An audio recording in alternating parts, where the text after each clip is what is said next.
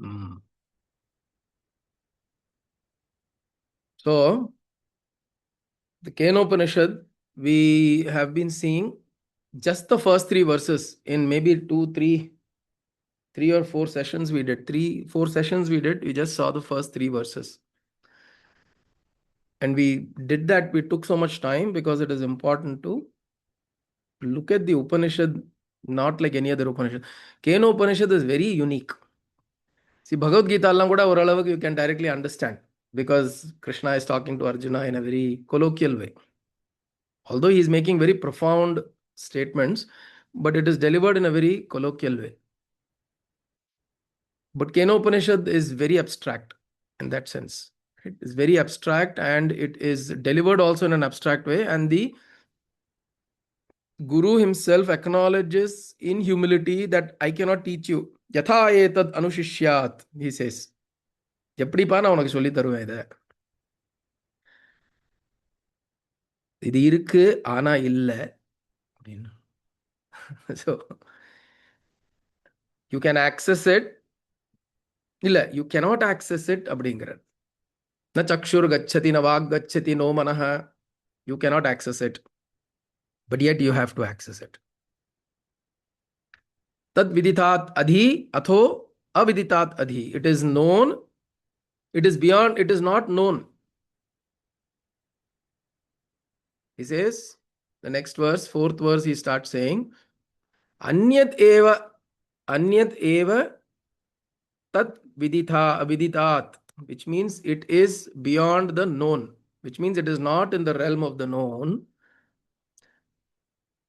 If it is not in the realm of the known, the only other thing we can think is, oh, is it unknown? Then he says, no. Atho aviditat adhi. It is also not the unknown. Okay. See, the attempt of the Guru is to explain Sishyan Pavam. All he asked is Kene Shitam Patati Preshitam Manaha. Where does the mind rise from? Where does the prana rise from? Where am I able to see, touch, feel, experience? By whose force am I able to do all of this? This is what the Shishya asked. Now, as we've always spoken, that the gurus in the Upanishads are not addressing normal Sishyas. They are not addressing Chuma, somebody who is passing by and asking some random questions just for intellectual appeasement. சும்மா அப்படியே கேட்டுண்டு ஓ ஆத்மன்னா என்ன அப்படின்னு கேட்டு ஆத்மா வந்து சச்சிதானந்த ஸ்வரூப ஆத்மா ஓ அப்படியா அப்படின்னு சொல்லிட்டு you ask a question, somebody just responds and they'll person will go away, right? Or they will ask some random further questions to ஒரு வாக்குவாதம் அப்படின்னு சொல்லுவா வாக்குவாதம் means to engage in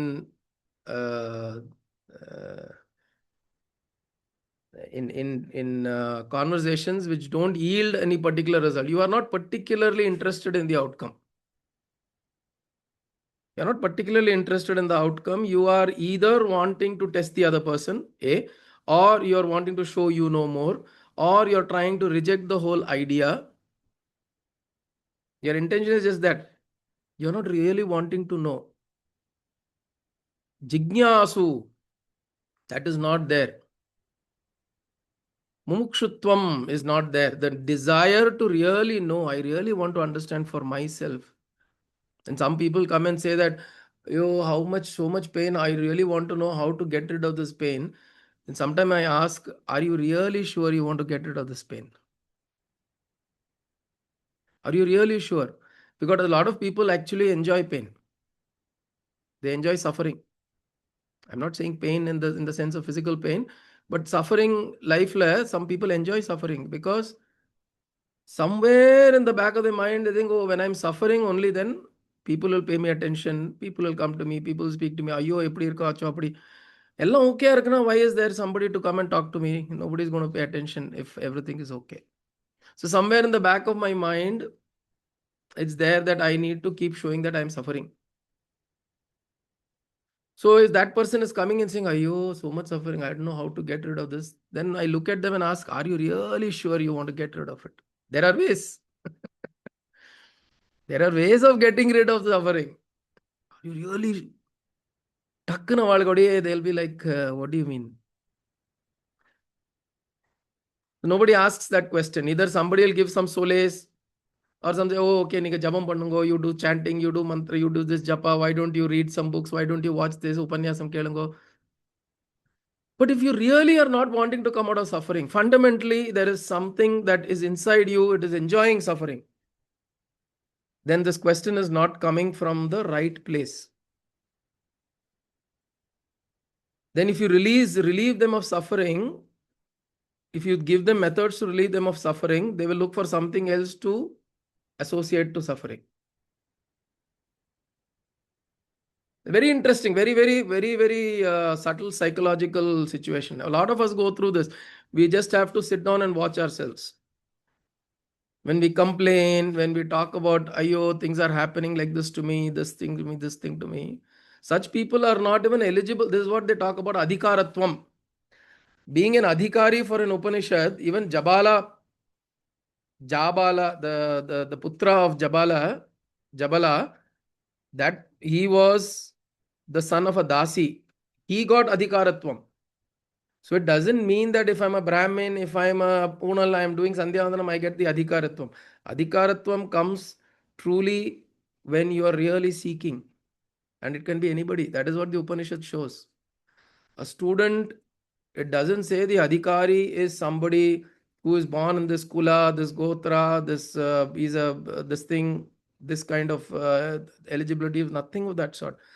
Pure eligibility to go and ask a guru an Upanishadic question and wait and receive that answer, that adhikaratvam should come from inside you. You should really seek. Otherwise, இதெல்லாம் வந்து சும்மா eyewash on the top only. Oh, I'd go touch the book. I can keep an Upanishad volume in the house, in the altar. I can touch every day and go. கண்ணில் ஊத்திண்டு இப்படி போகலாம், எல்லாம் நல்லபடியாக நடக்கும். Upanishad is not interested in நல்லபடியாக நடக்கிறது for you. It is not at all interested in how you run your life.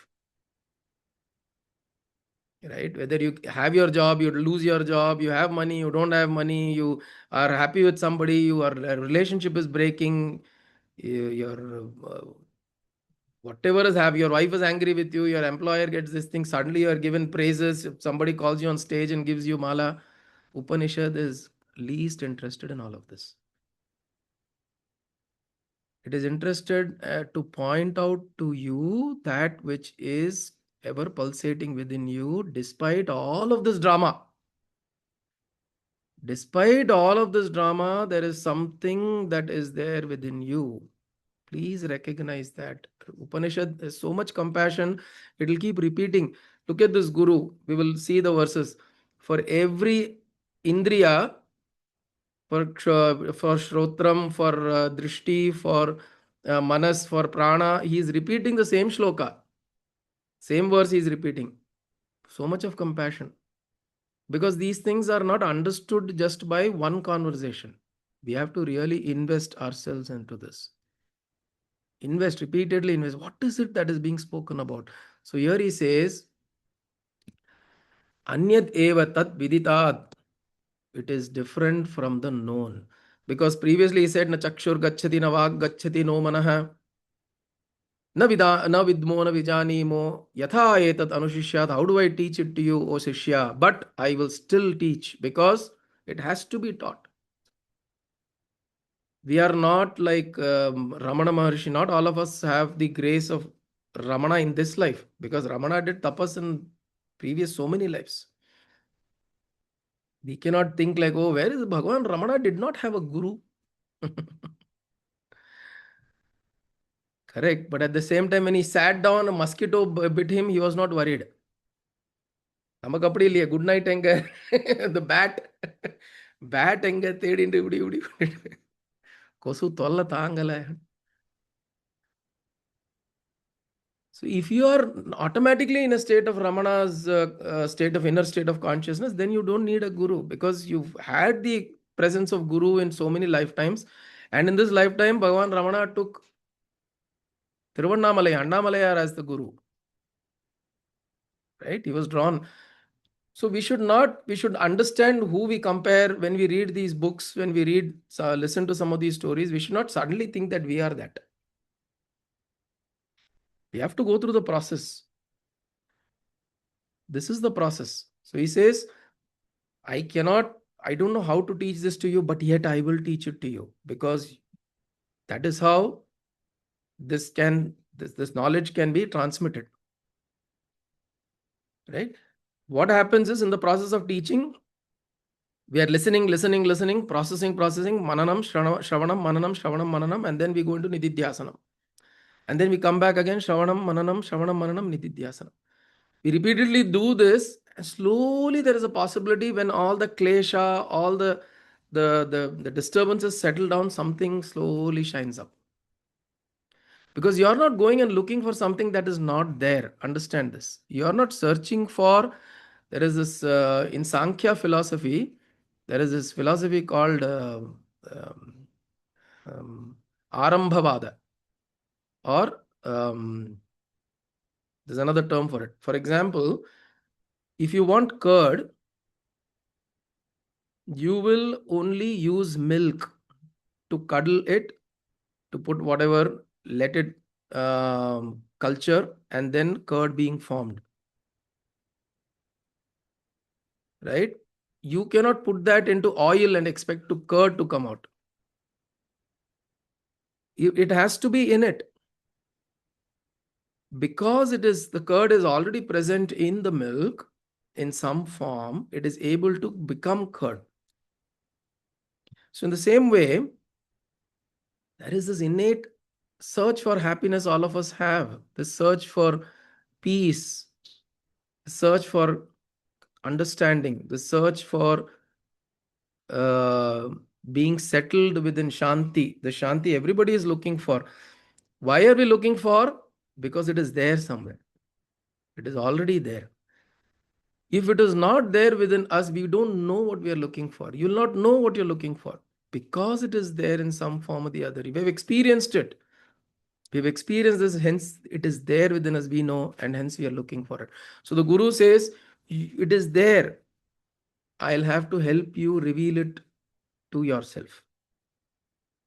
Right? I can't do it for you. I can't really teach it. I can keep telling you till a point it hits. Right?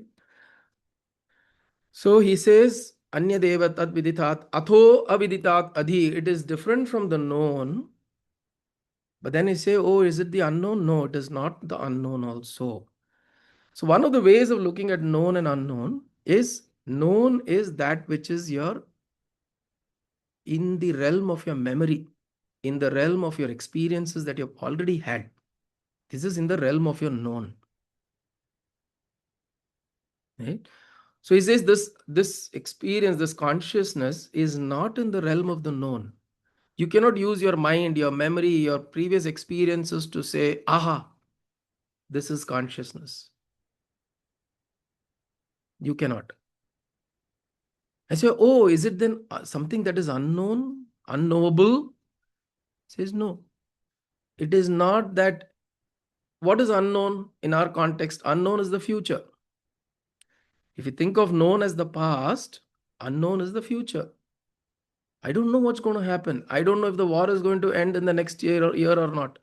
I don't know if petrol prices are going to come down. I don't know if the fuel and if the exchange rate is going to get better. I don't know. These are the unknowns.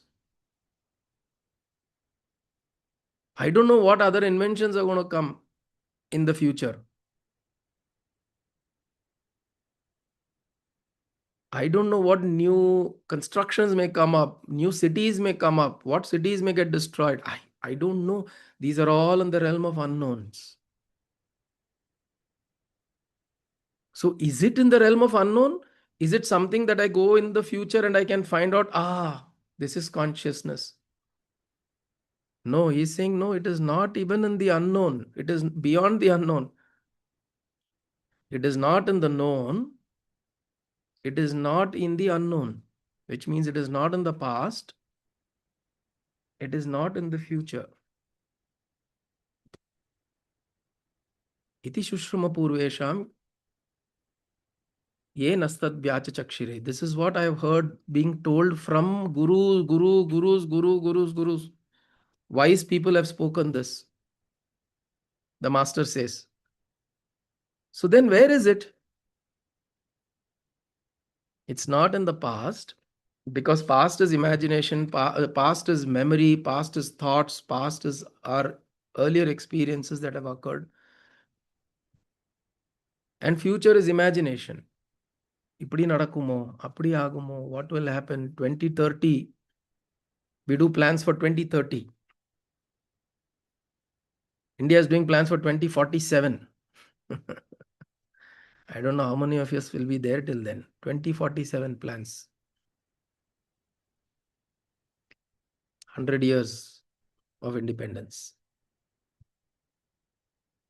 I don't know how it's going to be. So am I saying that, in the next 5 years, I am going to get self-realized? In the next 2 years, 2.5 years, there is one anecdote that Swami Sarvapriyananda tells this. There is one very, very ardent seeker. He's really wanting, he has read a lot of books, he wants to learn self-realization. He's got ideas and he is wanting to now get realized. And then he goes towards the Himalayas. He goes to various places, various ashrams and all. And all ashrams, he finds it's a lot of bustling activity. Then he comes to one particular guru. He comes to a guru, he finds an acharya or a guru. He is there in his isolation.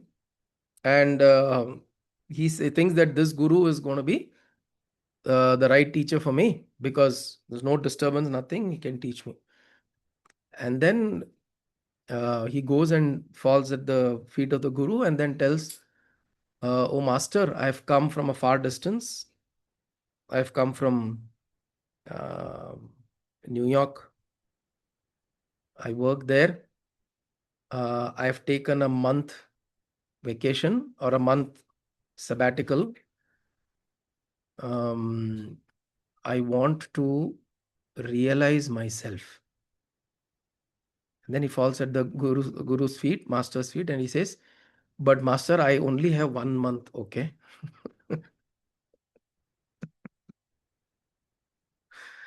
I want to realize, I have read all these books and all that. I want to learn from you. I want to learn from a master like you. I've heard great things about you. I have come searching for you. So I want to realize, but master, please, I just have 30 days. I have to go back in 30 days. Can you please help me realize in 30 days? So it sounds funny, right? It sounds funny. It's ridiculous because it doesn't work like that. So it is not in the future. I cannot say in 30 days I will realize, 1 year I will realize, 2 years I will realize. That is what Jiddu Krishnamurti says. The future is now. You should read this. There is a very beautiful, look up the internet, YouTube, say Jiddu Krishnamurti and the future is now. Very powerful, in a very powerful way, he will try to drive our mind to say that, what do you think is going to happen so differently in the future than it is today?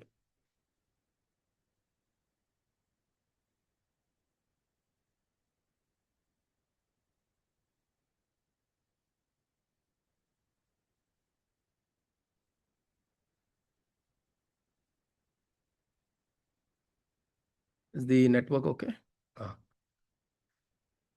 So, what is going to happen so differently? Sorry, is the network okay? Can somebody give a thumbs up or something? Okay. All right. Okay. Oh, it's breaking. Oh, Sherry. So he says, what is there in the future that will be so different than now? You are suffering now, you'll continue to suffer. 2 generations ago, your Kollu Tata suffered. Your Kollu parties suffered. You are also suffering. They had different problems. You had different problems, but essentially suffering, hatred, jealousy. அவன் இப்படி இருக்கானே எனக்கு இப்படி கிடைக்கலையே. This unfulfillment, lack of completion, lack of self confidence, lack of self esteem. These are not new things. And you see, as your children are growing, they also have a lot of these things. Correct? Even in our children, you see this lack of completion, lack of sense, some kind of an incompletion, insecurity. You see all of this. Next generation also you see. So, what is there in the future that you think suddenly is going to change if you don't change now? So if the change doesn't happen now, by means of saying future is now, he says this, if you don't change today, don't think in your head that, at some point in time, I'll become a good person. It'll never happen. Same thing, even people think that, Ayyo, enaku moksham veno, I don't want to be born again.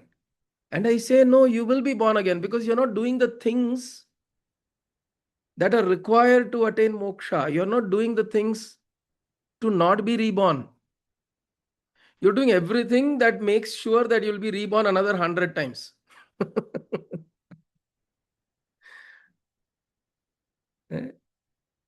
Thayumanavar சொல்ற மாதிரி அது என்ன இது புல்லாய் பூண்டாய் கல்லாய் மரமாய்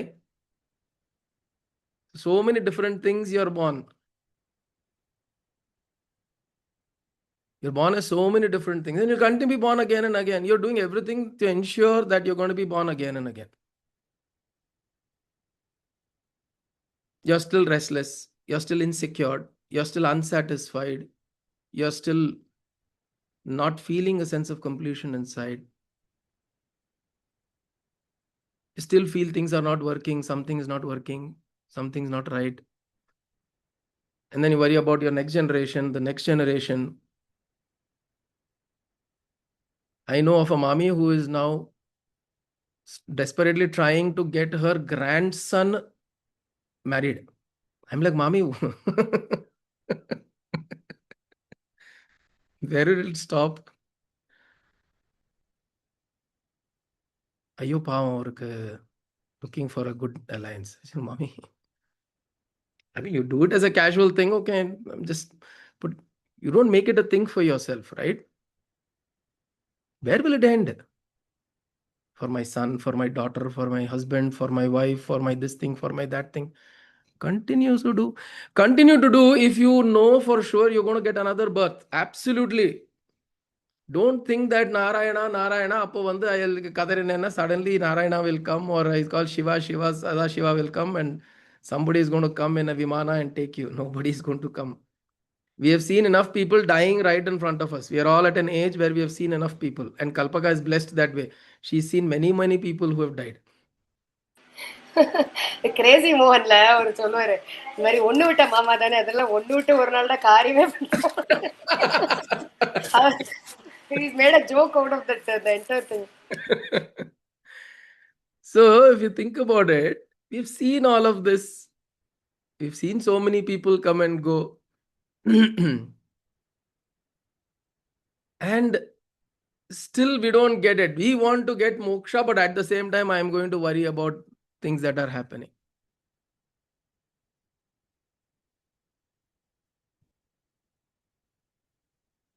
Right? We all have to, in our minds, we have to slowly, we have taken a place here in Coimbatore and it's called phase 4. Okay, so I tell my wife, this is the phase 4 of our life.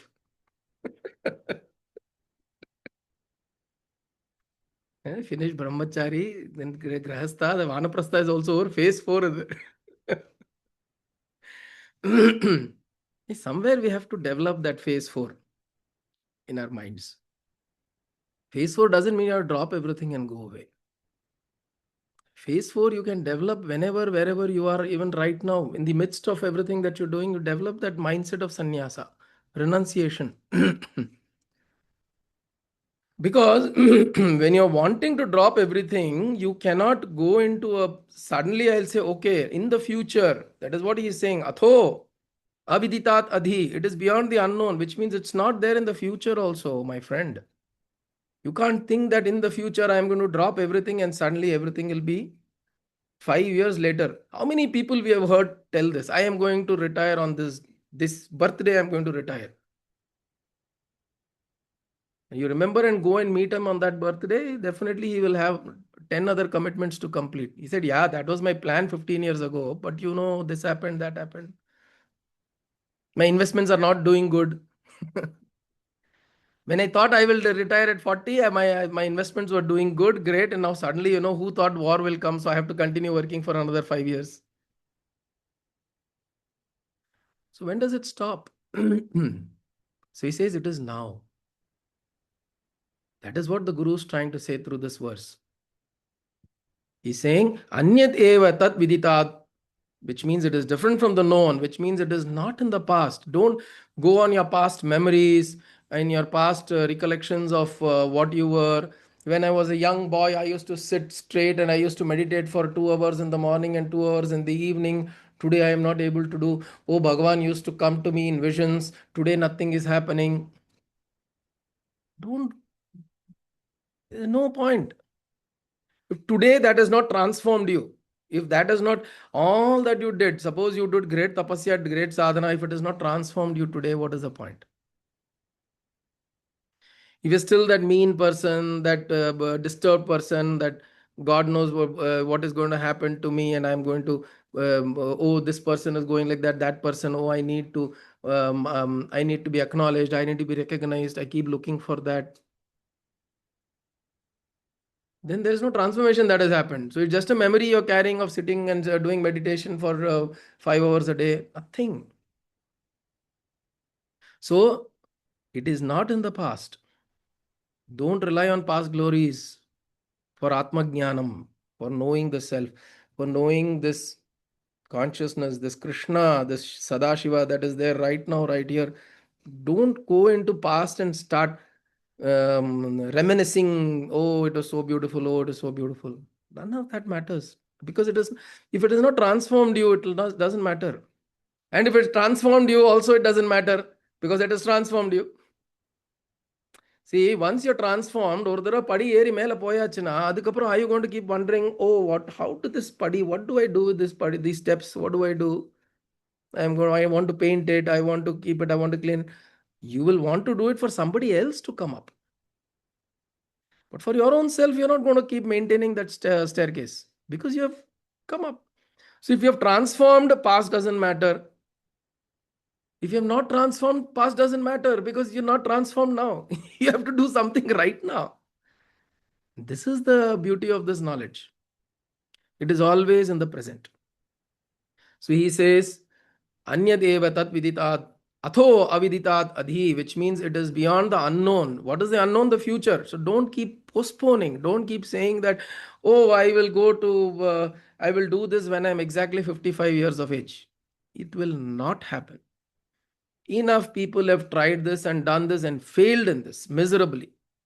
So please understand, do not postpone spiritual pursuits to a point in the future time in your life. It will not happen. Then don't fool yourself. Don't pursue it at all. Don't pursue it. Don't be this half of thing in terms of your, oh, I let me do a little bit this thing, little bit. No. Keep it central to your life. Make it central to your life. Of course, you're not going to stop things that you're doing. You're going to live your life. You're going to earn. You're going to maintain. You're going to do whatever is required. But keep this central theme saying that when I get to a place where some of these things that I'm running behind today will drop automatically, it will drop. Tell yourself it will drop. Yes or no? Do we think even at the age of 75 we are going to go into a சிங்கப்பூர்லாம் பார்த்தேன்னா poor old men and women are working. Women will work in hawker centers, which is these food courts, and men will go drive taxis. Somehow, fortunately, in our Indian ecosystem, somehow there is a social context that helps us help each other and survive. Right? We don't have to, even at that age, we don't have to go and run behind um, 2 pieces of roti for a meal. Fortunately, that's not the situation. And we have reasonably been well to do. We do some savings and all that. The important thing is to know is that run that central theme, that when my body falls, when my everything drops, slowly drops, the central theme stands shining, which is recognition of the self, the Atma, my consciousness, my Krishna, whatever you call it. That becomes that central theme. Should not be a theme that I'll say that, okay, I'm going to pick it up, let it lie dormant. I'm going to pick it up when I'm 60. It will not work. Right? To that extent, if it's okay, you want to forget it, forget it. In the janmatla utturungo, avladhaan. Right? We can tell ourselves, no, I don't want to fool myself. It's not working for me. I'm going to drop it this lifetime. Let me see. Anyways, I know I'm going to be born again. Anyways, I'm going to born again. அடுத்த ஜென்மத்துல பார்த்துக்கலாம் அப்படின்னு சொல்லிட்டு நிம்மதியா இருங்க. At least இப்போ just be, don't be in this guilt. Ayo, I didn't do this. Ayo, Ekadashi, I didn't fast. Ayo, I didn't go to the temple. Why? If it is not sent, spiritual understanding is not central to your life, don't keep just living a life of guilt that, ayo, my mommy had told to go to this place on that day, I didn't go. No point. What are you doing all this for? சும்மா ஜாலிக்கு பண்றோம்னா let us do it for jolly. Just for the sake of, I want to pass time, I'm doing this. I like to go to the temple because there are nice, very nice, all dressed up people come there. Like going to a kacheri, I go to a temple. I feel nice. I sit there and I come back. So if you just want a feel nice life, this is fine. You can continue doing this. Because mind you will be at an age. You will be at an age when you will think back, sit back and think back and think, saying that, oh my God, I should have spent a little more time on this.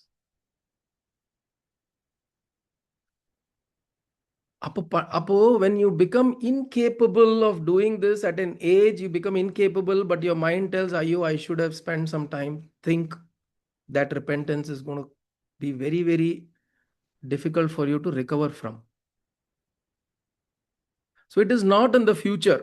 This is what he is saying. The most important message in this verse is Anyat eva tad viditat atha atho aviditat adhi. It is not in the future, it is not in the past, it is in the present moment. Iti shushruma dhiranam, iti shushruma sarvesham, purvesham, yenastad vyachachakshire. From the previous teachers, we have heard this, which means all masters are saying this. This is what he is trying to say.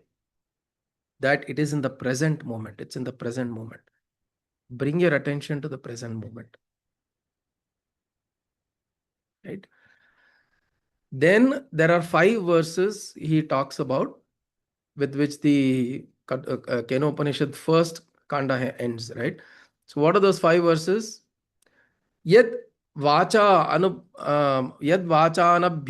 yena vag abhyudyate tadeva brahmattam tvam vidhi nedam yadidam upasate. So he talks about vacha, he talks about manasa. Yan manasa na manute yenahur mano matam tadeva brahmatvam vidhi nedam yadidam upasate. Manas. Then eyes. Yat chakshusha na pashyati yena chakshugumshi pashyati. Tadeva brahmatvam vidhi nedam yadidam upasate. Then shrotram. Ears. Yat shrotrena na shrunoti yena shrotram idam shrutam tadeva brahmatvam vidhi nedam yadidam upasate. Then prana. यद प्राणेन प्रणीति येन प्राणः प्रणीयते तदेव ब्रह्मत्वं विद्धि नेदं यदिदम् उपासते. So here he is using each indriya. So vacha, the words or speech, manas, sight, eyes, ear, listening, shrotram, and prana.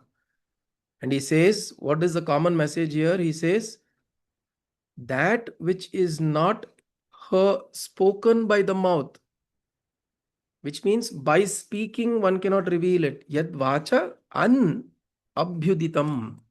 Anabhyuditam means cannot reveal it. Words வந்து எவ்வளோ பேசினாலும், how many ever you can speak. There are libraries of people who have spoken on this, but yet it cannot reveal it. Because the revelation has to happen in the first person for you. For you as an individual, the revelation needs to happen. For me, it needs to happen. I need to see that revelation happen for myself. How many ever words or libraries, that books may be there. All of that is aparavidya according to Mundakopanishad. If you remember, in Mundakopanishad, it talks about aparavidya. All this vidya, even the Upanishad itself is aparavidya. Upanishad itself is aparavidya because the Upanishad is only a pointer. Upanishad cannot do anything. It cannot reveal it. The revelation needs to happen to you. The Upanishad is pointing towards a direction. Direction abdiye torayama it can point. Yad vacha anabhyuditam. Anabhyuditam. Yena vag abhyudyate. Which means the speech cannot reveal it, but that which is enabling the speech itself, which means speech is revealed by that. Speech is revealed by that, which means you're speaking today is because of that consciousness. In the same way, yan manasa namanute, yena ahur manomatam. The mind cannot think about it. Navag gacchati no manaha. The mind cannot go there. The mind cannot think about it. But because of which the mind itself is thinking. The process of thinking, contemplation, imagination, thoughts, all of this is because of that consciousness. Because once the consciousness is gone, mind irudhu enna labam? What is the purpose of the mind if that consciousness is gone? Mind will not operate. Mind is operating because of that. The idea is all of these are instruments of expression. This is what we need to understand. It's like the fan, the light, the laptop, the kettle, the electric cooker. These are all expressions of what? Of electricity flowing through them. Electricity flows through them, they express in different ways. But can this generate electricity? Can the electric cooker know electricity? It cannot know electricity. It is an outcome, the resultant of electricity passing through that. The electric cooker functions that way. If electricity is not there, it's not passing through that. Or if the electric cooker, for example, is not able to process electricity, you're going to throw it. You're going to throw it, right? You're not going to keep that device. You're going to throw it. Because no longer process. Same thing, even this body, if no longer processes consciousness, the body is dead. Whether you're in coma or you're dead, you basically the same idea. You're not processing anything. As good as dead.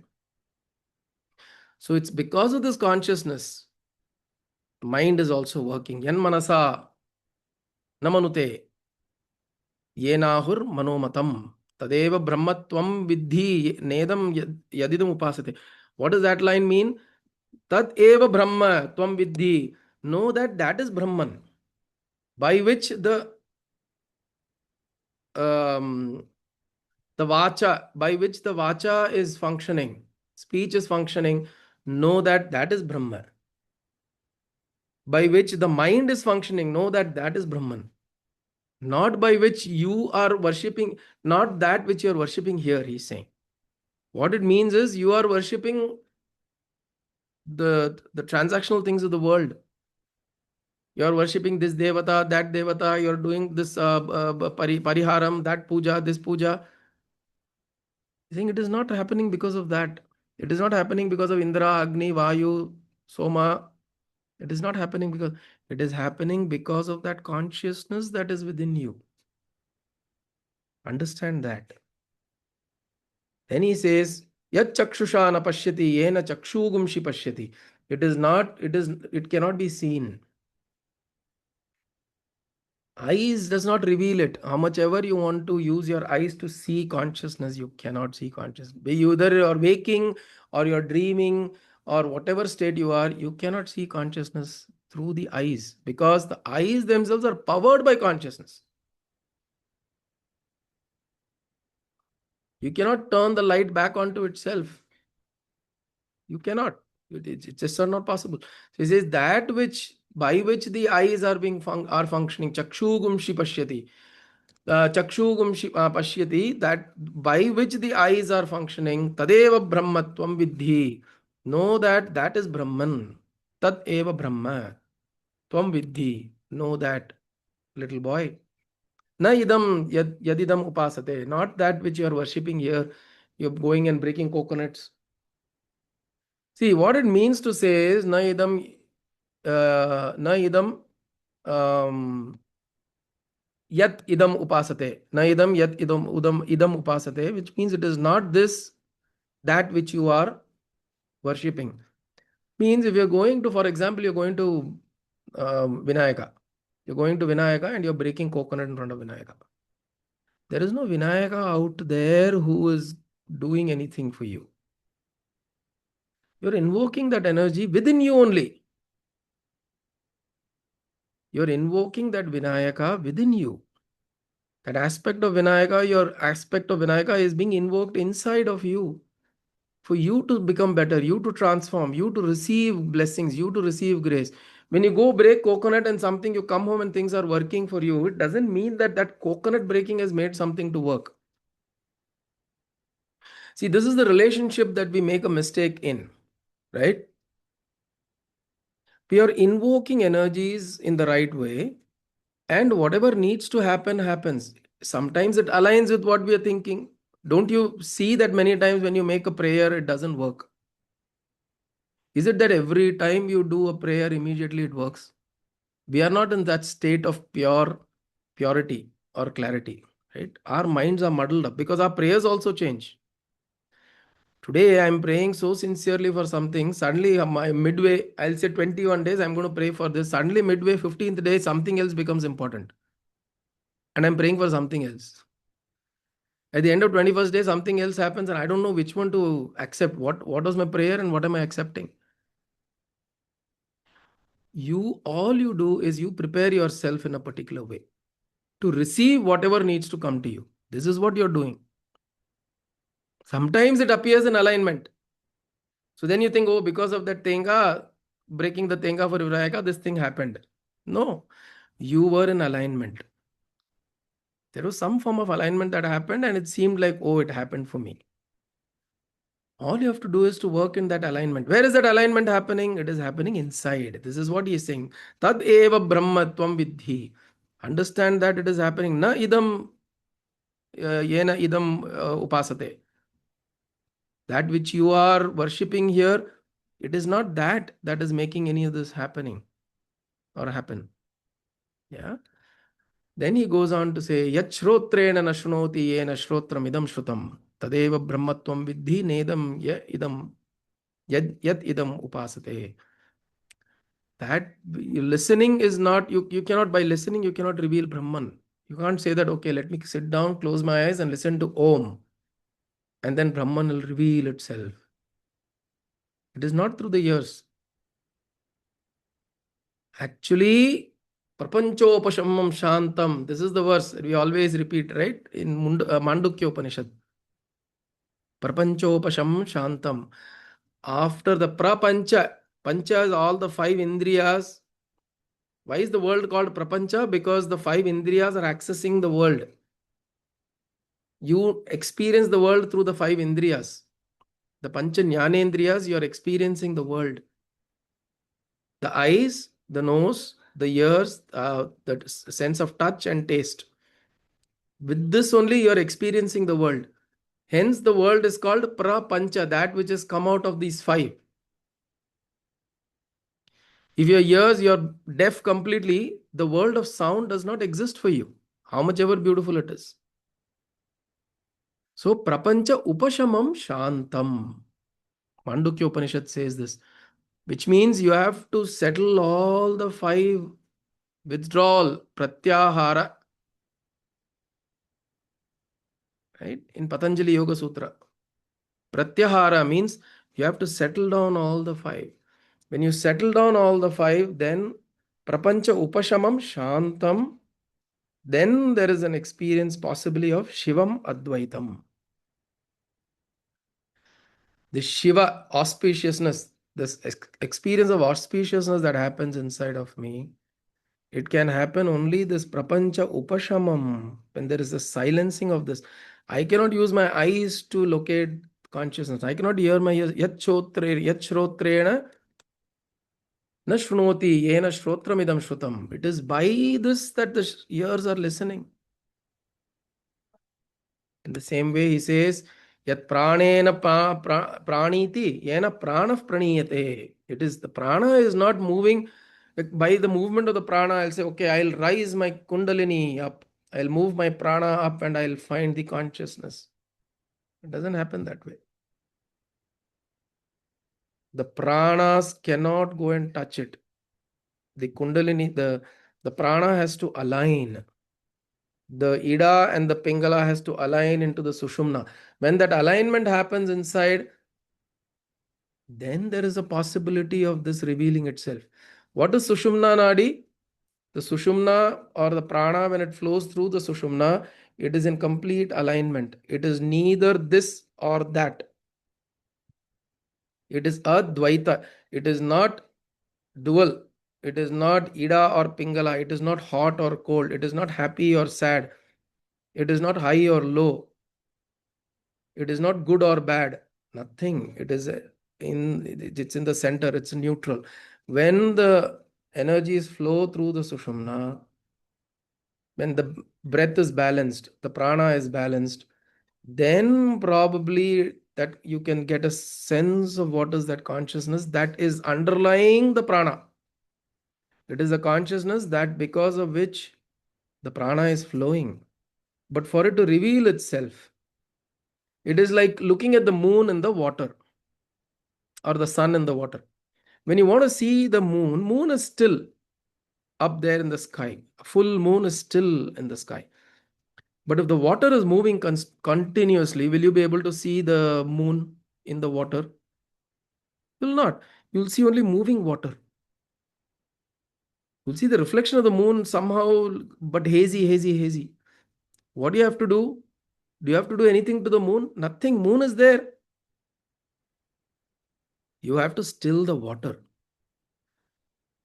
which is what we have to do. We have to still this water. All the movement, the shaking, the disturbances, the agitation, the anxiety, the desires, the ambitions, the wanting this, wanting that, something.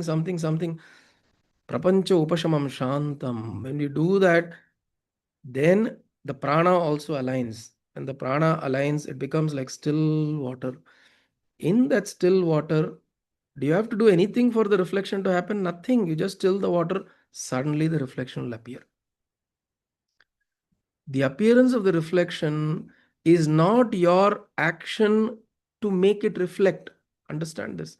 You're not trying to do something for sun to reflect in the water. You're only stilling the water so that the reflection which is already there starts shining up. This is what Upanishads talk about. Please understand. Upanishad is not trying to show you something which is different, which is outside. No, it is telling you it is there, but all you have to do is shut up. Chumma ire. Vaya mood. Shut your mind, shut your senses. Yat pranena na praniti, yena prana praniyate, tat eva brahmatvam vidhi, na idam, yadidam pasate. So what it is pointing out is that consciousness is all pervading. We always have this confusion. Is consciousness in the body or is body in the consciousness? There is consciousness in the body, but can you say there is no consciousness outside my body? There is consciousness outside. I can see plants, life, everything, life forms.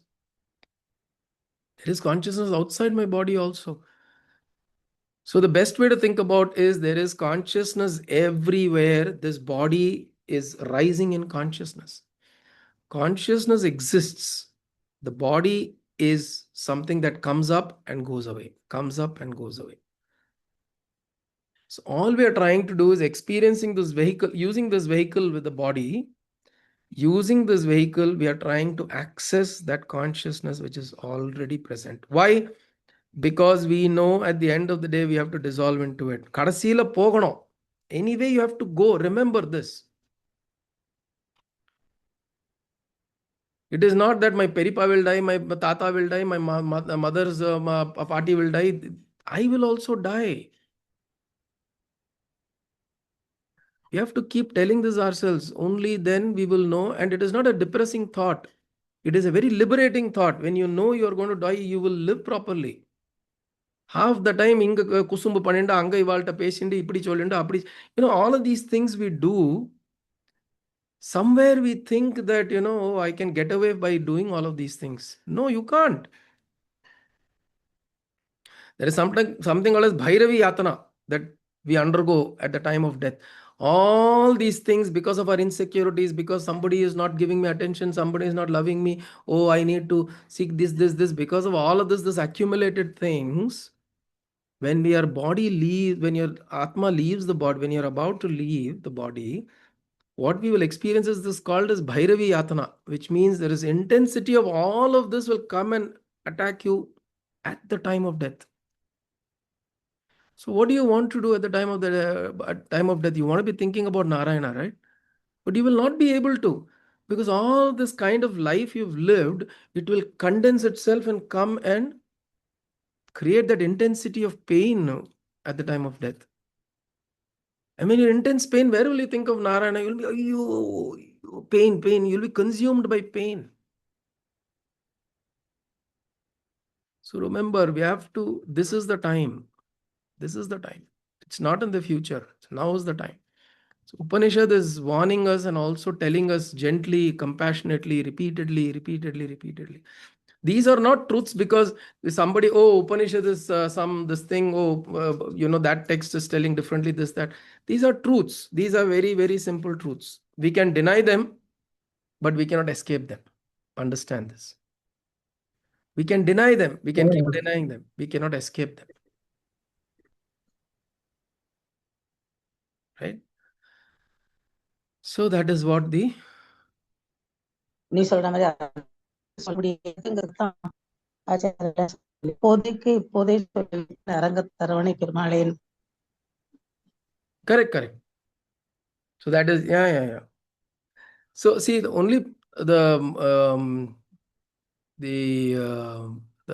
problem with that understanding is that அப்போதுக்கு இப்போதே சொல்லி வைத்தே Narayana அரங்கத்தம்மா. So Narayana, I am chanting your name because I may not be able to chant at the time of death, which means we have to consume ourselves with the thought of Narayana now.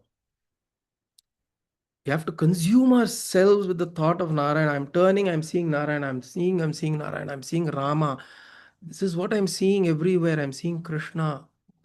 Whenever I'm thinking, in my pain, I'm calling out to Krishna. In my joy, I'm calling out to Krishna.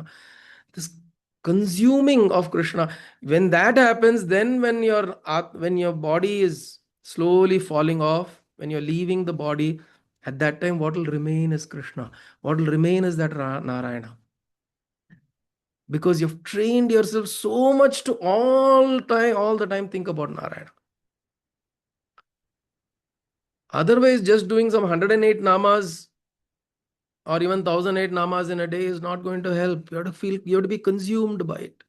You have to operate in that realm where you're consumed by it all the time. You have to think that I have, after a certain point in life, when all your vocations are done, your work is done, your children are settled, your grandchildren, whatever, all your vocation is, I just want to think about Bhagavan, all Bhagavan, Bhagavan, Narayana, Narayana, Narayana, Narayana. When you're consumed by that, then there is a possibility of moksha, there's a possibility of rebirth not happening. And this is what the Upanishad is also pointing. Yet, that is what it is saying, that Tadeva Brahmatvam Vidhi. Understand that is Brahman, that which is operating inside you constantly, continuously. It is making you operate, do everything. That consciousness, that is Brahman. That is the supreme reality. Understand this. Not that which you are praying here. Breaking one thing up, putting one laddu, putting one buttermilk, panagam. That is not, Hanuman is not sitting there waiting for your panagam. Recognize that aspect of Hanuman inside, that needs to be enlivened. Then maybe you get a glimpse of what is called as Brahman. Okay? All right, so we'll pause here today. So we've completed the first khanda of the Kenopanishad. We'll continue with the next one next week. Om Kayena Vacha Manasendriya Buddhyatmana Va Prakrite Swabhavat Karomi Yat Sakalam Parasvam Narayanaayeti Samarpayami Sadashivayeti Samarpayami Jagadambiketi Samarpayami Sadgurunathayeti Samarpayami Sadgurubhyo Namaha.